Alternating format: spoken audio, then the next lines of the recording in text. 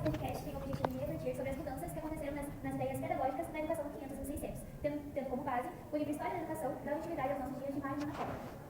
Então, nós vamos passar por momentos como a reforma, a contra-reforma, a crítica feita pelos autores satíricos da escola tradicional, as propostas utópicas de uma nova educação e depois as tentativas mais práticas de reorganizar a linha de ensino. Vamos destacar especialmente o pensamento de Comênios, que aparece como uma figura de transição entre o sonho e a sistematização, e também as mudanças trazidas por autores como Locke e outros envolvidos nas transformações da Inglaterra revolucionária. Para nos ajudar a entender tudo isso, convidamos o professor Mário Leão Tremba, que vai comentar e explicar um pouco sobre o conteúdo. Seja bem-vindo, professor. Muito obrigado a vocês. Eu sou o professor Mário Leão Tremba, conforme anunciado. Estou aqui a vosso convite e à vossa disposição para poder responder às questões que envolvem o conteúdo sobre a educação nos anos 500 e 600, portanto um conteúdo voltado à história da disciplina de História da Educação. Então estamos aqui para isso e vamos então conversar e eu estou pronto para responder às questões, não pode fazer as questões, vamos conversar. Muito obrigada, professor. Então, para iniciar, a gente vai começar falando sobre a reforma protestante. Durante séculos, a Igreja Católica foi praticamente a única responsável pela educação do Ocidente, mas com a reforma protestante, esse cenário muda completamente. A educação começa a sair das mãos da Igreja, indo em direção a outras forças da sociedade, como os governos locais e os próprios cidadãos. O que levou a essa mudança de cenário e o que significou, de fato, a Igreja perder o monopólio da educação? Bem, vamos lá então. Em princípio, eu diria que não era para a Igreja assumir o monopólio da educação. Portanto, a Igreja vai assumir o monopólio da educação por uma questão de privilégio, uma questão de oportunidade, porque depois que aconteceu a queda do Império Romano, fruto da invasão dos bárbaros, a única instituição que ficou na sociedade em condições para assumir os destinos da sociedade, tanto do ponto de vista político como do ponto de vista educacional, era a Igreja Católica Romana. Então é nesse privilégio que a Igreja vai assumir não só as questões da educação, mas também as outras questões que envolviam tanto a própria vida na sociedade daquela época. Então, o que significa, ou seja, o que vai dar essa ruptura, digamos assim, para a Igreja perder o seu protagonismo? Diríamos que é o desenvolvimento da religião. Porque o desenvolvimento da religião ele é caracterizado pela reforma protestante. E a reforma é considerada como um movimento político-religioso que vai tanto trazer a quebra de alguns mitos que se desenvolviam naquela altura, entre eles, por exemplo, do ponto de vista de consequências, a unidade do cristianismo vai ser quebrada e depois o que acontece também que entra em vigor a questão do livre exame das escrituras e também a divisão do clero com o civil e ainda a questão do trabalho físico também vai ganhar uma valorização nesse período. Então, diríamos então que a questão da perda do protagonismo ou do monopólio educacional pela Igreja é uma questão que poderia acontecer a qualquer momento, não é? Porque já a sociedade vinha sendo gerida por um certo poder, que era o poder imperial naquela altura, então a qualquer momento a Igreja poderia deixar, porque o poder a qualquer momento poderia se reorganizar e daí então voltar a assumir as rédeas da sociedade. Então, isso significa que isso vai significar aqui uma questão de evolução, uma questão também de mudança de paradigma, porque a Igreja, ao perder o monopólio da educação, automaticamente a sociedade deixa de ser educada do ponto de vista do modelo educacional cristocêntrico ou cristocêntrico de todas as atenções, do centro da educação, para o modelo antropocentrista, portanto, o homem no centro de todas as atenções. Mas também, uma questão aqui a considerar é que o próprio Martinho Lutero vai fazer a reforma protestante, sempre vinha apelando que a educação não era a responsabilidade da Igreja, mas sim a responsabilidade do Estado. Deveria ser o Estado a criar as condições e garantir tanto a educação para toda a sociedade. Eu penso que é isso. Podemos avançar. Então, diante dessas mudanças trazidas pela reforma, a Igreja reage com força. Surge a Contra-Reforma, que busca restaurar seu poder. O Concílio de Trento reorganiza escolas, cria seminários, censura livros e reafirma o papel da Igreja como autoridade absoluta sobre o saber. Então, que tipo de educação a Igreja Católica buscava garantir com a Contra-Reforma? Era apenas uma tentativa de formar religiosos ou havia um projeto mais amplo de controle social? Eu diria as duas coisas, são as duas coisas. Quando a Contra-Reforma ela surge ou seja, ela surge em defesa daquilo que era a doutrina da Igreja que estava a ser degradada face às questões da reforma, mas também surge para defender tanto para poder restaurar aquilo que eram os próprios dogmas da Igreja. Então, há aqui uma formação de religiosos, de pessoas para defender os ideais da Igreja em função da reforma, mas também a Igreja não para por ali. Ela estende aí na sua formação para os dirigentes da sociedade daquela época. Então, para quem forma dirigentes e com ideais próprios da Igreja, porque quando a Igreja vai retomar a questão da formação durante o período da Contra-Reforma, ela vai continuar a educar no mesmo modelo humanístico religioso do passado. Então, ao educar ou a formar esses dirigentes da sociedade, obviamente estava aqui a preparar pessoas que pudessem dar continuidade àquilo que era a própria influência da igreja. Então são as duas questões. Por um lado, temos a formação de quadros próprios da igreja para defender os ideais da igreja, e por outro lado, temos a formação dos dirigentes da sociedade que com certeza poderiam dar continuidade tanto da governação ou da orientação da própria sociedade em função dos princípios, em função dos princípios aprendidos na educação da própria igreja. A outra questão, a igreja vai continuar também a estender a sua influência, porque conforme a pergunta, ela constrói instituições, e essas instituições, entre elas, quanto lares para idosos, internatos, lares para crianças órfãs, tudo isso aqui é uma forma da igreja restaurar o seu papel e continuar a estender tanto a sua influência na sociedade. Portanto, eu penso que aqui, no meu entendimento, ela se reergue para continuar a influenciar os dois campos. Com a invenção da imprensa, o saber começa a circular com muito mais velocidade. A igreja, preocupada com isso, cria o índice de livros proibidos. A censura atinge autores, temas e até palavras consideradas perigosas à fé. Se fizermos um paralelo com os dias de hoje, você acredita que ainda há tentativa de limitar o acesso ao conhecimento, mesmo que por outros meios que não o religioso? Acredito que sim. Isso é uma questão visível, nós observamos isso todos os dias. Como quando nós assistimos menos investimento no campo educacional, é que nós estamos a criar condições para limitar o acesso ao conhecimento das pessoas. Quando nós criamos instituições de ensino que não oferecem condições para o desenvolvimento do próprio processo de ensino e aprendizagem, nós estamos a atuar para esse campo. Mas também quando nós contratamos professores com menos conhecimentos, menos qualificações para poder ensinar, nós também estamos dando a concorrer para essa situação de limitar o acesso ao conhecimento. Mas também quando desenvolvemos métodos de ensino na sala de aula que não permitem o desenvolvimento da capacidade crítica, como também a criatividade, tudo isso concorre para esse aspecto. Ainda quando nós criamos leis na sociedade que até um certo ponto limitam com que as pessoas possam se expressar aquilo que eles entendem, o seu pensamento, ou então sempre que nós consideramos que quando alguém vai fazer alguma crítica ou vai apontar alguma coisa do ponto de vista da governação, essa pessoa é automaticamente considerada como opositor do Estado. Tudo isso aqui concorre nessa questão da limitação do acesso ao conhecimento. Porque se o indivíduo não pode expressar o conhecimento, começa a entrar esse sentimento, para que ir buscar? Ou quando nós não valorizamos o conhecimento que alguém tem, então o que acontece é que nós acabamos inibindo essa pessoa na busca do conhecimento. Portanto, ainda que a gente não expresse de uma forma clara de que as pessoas não devem buscar o conhecimento, mas existem alguns mecanismos assim tão sutis que vão acontecendo que faz com que as pessoas vão se inibindo, ainda que tenham esse conhecimento que não pode expressá-lo, constitui uma questão de ameaça, uma questão de perigo à própria sua integridade física. Então, eu acredito que ainda temos essas questões, sim. A educação no século XVI era marcada por rigidez, castigos e memorização mecânica. Autores como Rabelais, Erasmo e Folengo usaram a sátira como essas práticas e da própria figura do mestre, muitas vezes retratado como patente, violento e obcecado pela ordem. O que essas sátiras revelam sobre o modelo pedagógico na época e sobre a concepção de infância naquele período? Bem, o que essa sátira revela? Portanto, ela revela os horrores, não é, que os aprendizes daquela altura passavam, mas também revela aqui a questão do próprio modelo pedagógico usado naquela altura, que era um modelo pautado na questão, vamos assim dizer, da violência, não é? E ainda ele vai revelar também aqui o próprio modelo de ensino que apresenta insuficiências, como também vai apresentar algumas insuficiências dos próprios mestres que atuavam no modelo pedagógico daquela altura. Agora, em relação à questão da infância, eu penso que é um pouco difícil fazer aqui uma relação com a questão da infância, ou do termo infância, com o modelo pedagógico que era tanto usado naquele período. Por quê? Porque nós conseguimos perceber que os castigos físicos, as questões voltadas à memorização e tantos outros elementos brutais que eram utilizados para desenvolver o modelo educacional expressam aqui a imagem de que esse modelo de educação não estava muito voltado à questão da infância. Portanto, é difícil fazer aqui a relação da infância, que se percebe que o conceito de infância não se poderia fazer relação, porque o que mais aparece ali é a espécie de um adulto em miniatura que deve reproduzir de forma taxativa aquilo que os adultos mestres pensavam que deveria ser em termos de educação. E um outro aspecto muito importante também, que nós vamos observar aqui, é que essas crianças ou esses aprendizes, mesmo no contexto escolar, eles não poderiam tanto viver livremente aquilo que constituía a sua vida de infância. E se vocês observarem lá no texto, o autor fala de que há uma série de brincadeiras normais que as crianças fazem na escola que eram expressamente proibidas. Se não houvesse alguma autorização para que as crianças brincassem, não eram permitidos. O que era permitido é apenas cumprir taxativamente o que estava programado, mas de forma brutal, com castigos físicos, com varas, chicotes. Então, é difícil aqui fazer uma relação com uma questão de infância. O que eu mais consigo observar é que, em vez de infância, havia ali, portanto, a reprodução, ou seja, havia ali, portanto, adultos em miniatura que deveriam reproduzir aquilo que os próprios mestres ensinavam. O texto mostra que a sátira, muitas vezes, não aparece sozinha. Ela é acompanhada da utopia, com aquele sonho de uma escola melhor. Pois. Com essas duas formas de pensamento, como essas duas formas de pensamento se complementam na crítica à educação tradicional? Pois, como é que esses dois elementos se complementam? Portanto, é assim, nós vamos ver aqui que a sátira, ela na crítica do modelo tradicional, ela aparece ali para poder expressar ou exprimir ou apresentar aquilo que é ruim, não é? Do ponto de vista do próprio modelo educacional.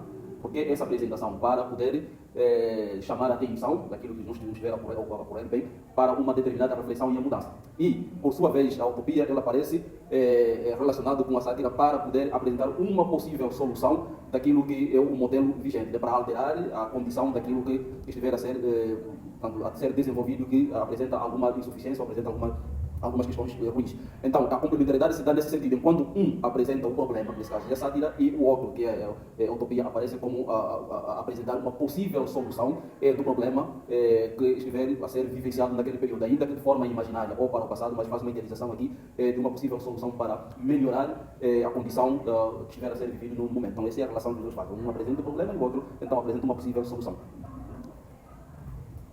Então, Thomas More, Campanella e Bacon imaginaram sistemas educativos muito avançados para o seu tempo. Você poderia nos contar um pouco sobre o que cada um propôs e o que essas utopias revelam sobre os anseios por uma educação diferente? O primeiro aspecto, o que é que eles revelam, essas utopias que esses apresentaram? Tanto revelam aqui tanto a necessidade, o sentimento de mudança, de transformação, tanto da própria condição do homem, ou da formação do homem, e do próprio rumo da educação. Vamos lá ver. Thomas More ele apresenta a sua utopia, ele idealiza uma sociedade cujo o processo de educação deveria estar pautado em dois pilares, tanto o trabalho e também a formação ao nível das décadas. A agricultura seria aqui a atividade principal que todos deveriam aprender, desde a infância até a idade adulta. Uma parte dela deveria ser aprendida na escola, ele diz que deve ser aprendida na escola, e a outra parte deve ser aprendida nos campos próximos das cidades, onde as crianças são levadas para poder se divertir. Mas também, para além da agricultura, que seria uma atividade generalizada, portanto, as crianças elas teriam a possibilidade de aprender uma arte ou um ofício que, na maior parte das vezes, deveria ser muito mais da inclinação do pai. Não é? E essa atividade da agricultura, como é atividade básica e geral para todos, podia durar pelo menos um tempinho que vai até 6 horas. E o outro resto do dia poderia ser vivenciado para que o aluno ou a pessoa fizesse aquilo que mais lhe agrada, numa outra questão, tanto fora da agricultura. Mas também, Thomas More não coloca apenas o trabalho da agricultura e as letras como as duas coisas, mas ele abre uma terceira possibilidade, de que aqueles indivíduos que estivessem um pouco mais mais bem avalizados em termos das letras, eles poderiam ser dispensados da questão da agricultura e ficar exclusivamente da questão das letras. Portanto, as letras aqui, elas são idealizadas como algum elemento de lazer, não é? Mas muito importante. Portanto, para além da própria questão do trabalho que voltado à agricultura, o indivíduo poderia também se dedicar simplesmente à letra, mas desde que tivesse a anuência ou a autorização da própria sociedade completa. Portanto, e a sociedade que deveria definir que não, este ou aquele, como está muito mais envolvido, ou tem mais êxitos do ponto de vista daquilo que são as questões voltadas às letras, então ele fica exclusivamente a questão da letra e é dispensado da questão da agricultura. Essa é a visão de Morse. Mas agora tem a visão do Campanella. Ele vai idealizar aqui uma utopia onde a formação é baseada naquilo que se pode chamar de educação pluridisciplinar, uma educação universal. Qual? Quando ele vai ignorar aqui a questão da gramática, a questão da retórica, não a questão não da retórica, mas da lógica, para propor aqui uma possibilidade de educação voltada a outros tipos de ciências, e isso aqui vai trazer dois elementos muito importantes nessa que ele idealiza aqui nessa utopia. Primeiro, é a possibilidade, com essa pluridisciplinaridade que vai acontecer, é que o indivíduo tem a possibilidade de ele escolher uma área para se formar que ele tem mais aptidão, né? A semelhança daquilo que acontece hoje, as pessoas vão se formar de acordo com aquilo que tem mais paixão, aquilo que tem maior inclinação. E o outro elemento que aparece nessa utopia de Campanella é a questão do método.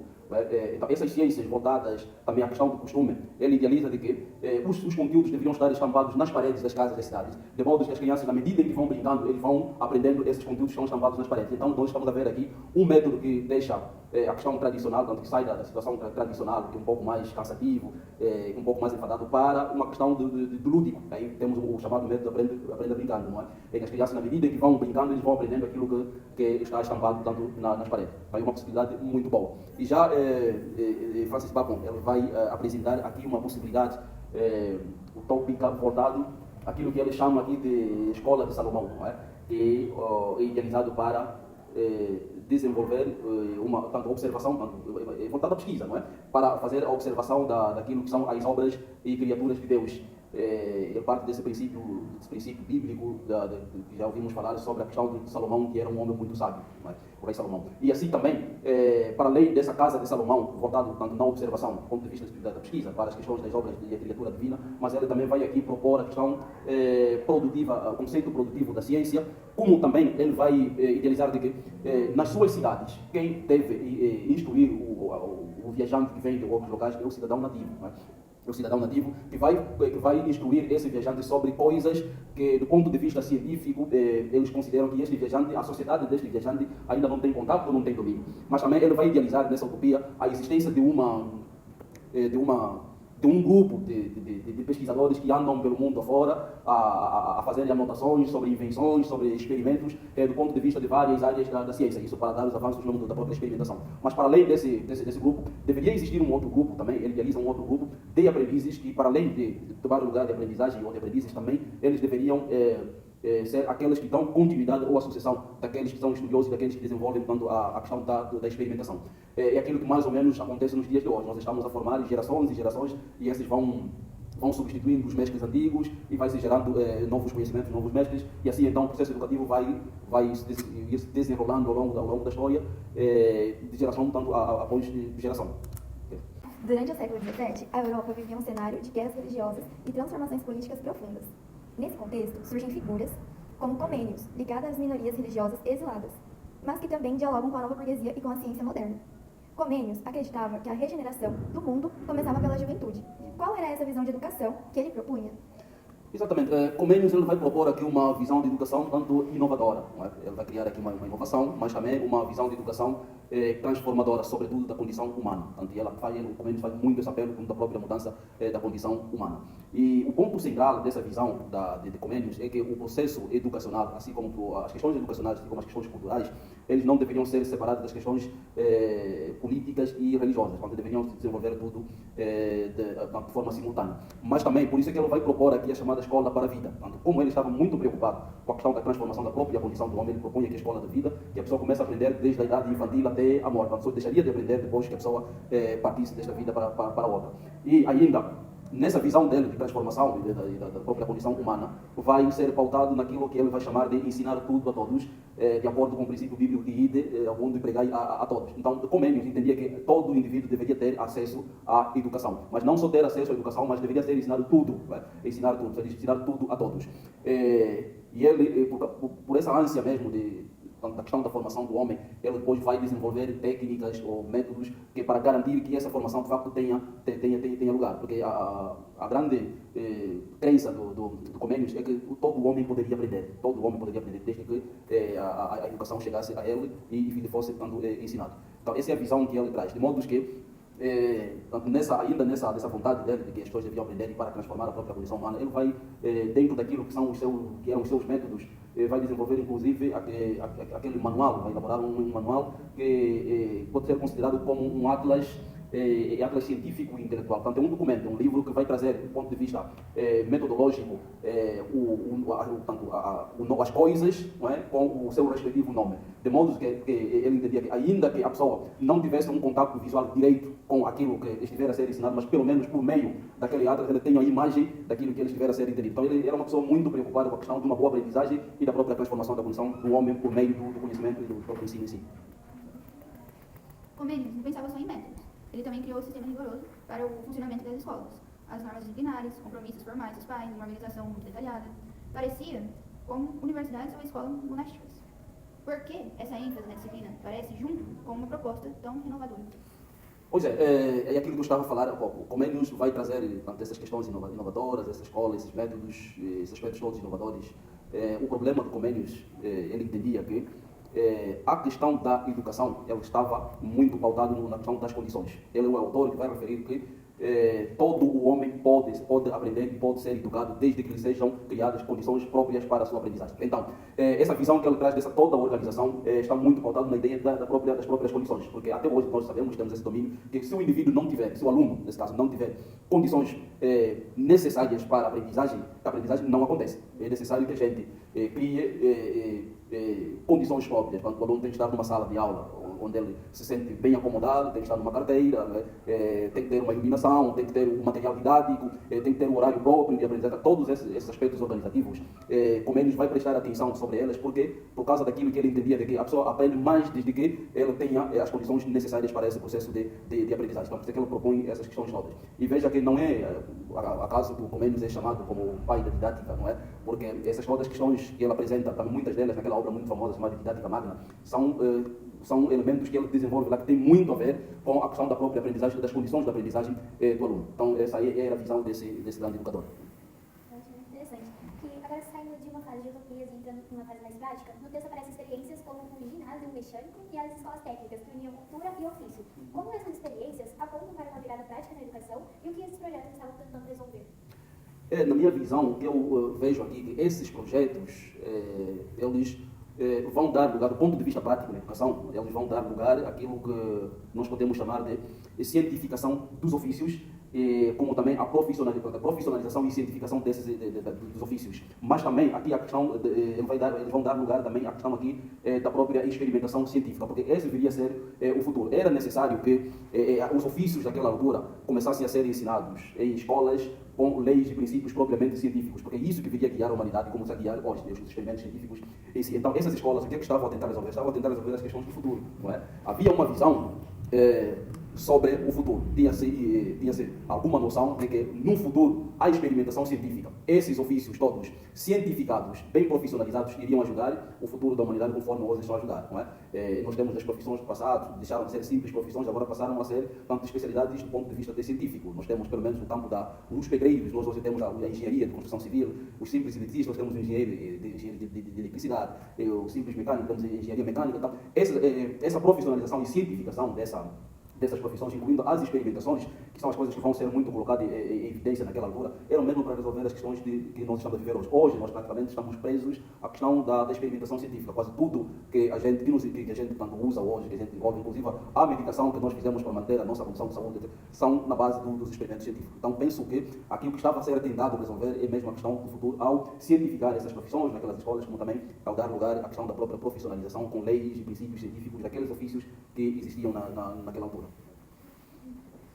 Então, entrando com John Locke, um pensador central nesse novo momento, ele já não fala de uma escola para todos, mas de uma formação voltada para a moral, a autonomia e o autogoverno, colocando a instrução em segundo plano. Quem foi John Locke e como ele pensava a educação para as diferentes classes sociais? Pois é, John Locke foi um filósofo e educador inglês, não é? Ele era inglês e um cidadão da nobreza. Não é? E John Locke, ele não estava muito preocupado, apesar de estar preocupado com a questão da formação, mas ele não se preocupou muito com a formação dos pobres, porque ele era um cidadão da nobreza. Então ele estava muito mais preocupado com a formação do cidadão da nobreza, que ele vai denominar de gentleman, não é? Que é o homem gentil. Não é? Então, os únicos pobres, ou a única camada popular que Locke vai prestar atenção é aquela camada que estava sob a responsabilidade da igreja, que dependia da igreja. Esses eram do seu interesse, porque ele vai idealizar uma formação para esses indivíduos, que é a formação virada ao trabalho. E eles vão aprender o trabalho para poder, então, servir de mão de obra naquilo que era a indústria do seu país, a indústria têxtil, nesse caso.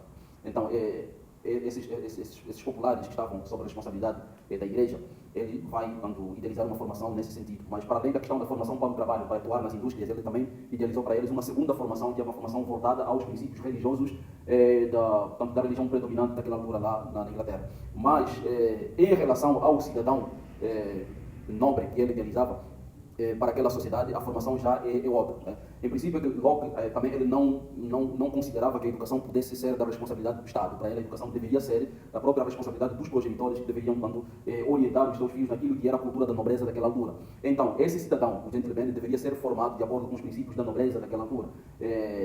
Uma formação pautada muito mais na questão da moralidade, mas também na questão do liberalismo, para poder afastar a questão da interferência e também a questão da interferência, como também a questão da coerção face àquilo que John Locke considerava como os princípios, ou seja, os direitos naturais do ser humano. E assim então, ele vai pensar uma educação para esse cidadão real, esse cidadão que ele considerava ideal para aquela sociedade, em 3 dimensões. Portanto, ele deveria ter uma formação moral, deveria ter uma formação física e deveria ter uma formação intelectual. E essa formação deveria então estar pautada com outros princípios e regras próprios daquilo que era a cultura da nobreza daquela altura. Então, penso que são essas as questões que Locke vai aqui levantar. Portanto, uma possibilidade de 2 tipos de educação, né? Uma para aqueles populares que estavam sob a responsabilidade da igreja e a outra, educação para o cidadão ideal da própria nobreza, e que essa então deveria ser desenvolvida em 3 dimensões, tanto a dimensão física, a dimensão moral e também a dimensão intelectual. Então, chegamos ao fim do nosso podcast. A gente espera que essa conversa tenha ficado mais clara, né? Como foi essa educação, como ela foi sendo pensada de maneira diferente ao longo do tempo. Agradecemos ao professor Marco Miguel Rego por aceitar participar conosco e compartilhar tantos conhecimentos. Muito obrigada pela sua contribuição. Muito obrigada. Obrigado, portanto, eu que agradeço, não é? A professora Terezinha, agradeço a vós, agradeço a professora Terezinha também que indicou para vós, não é? Para poder então contribuir nisso aqui. Espero que eu tenha ajudado, não é? Eu ainda estou cá, qualquer coisa, se houver alguma necessidade, alguém de vós tem o meu contato, ainda podem solicitar, e a gente então vai conversar naquilo que for necessário.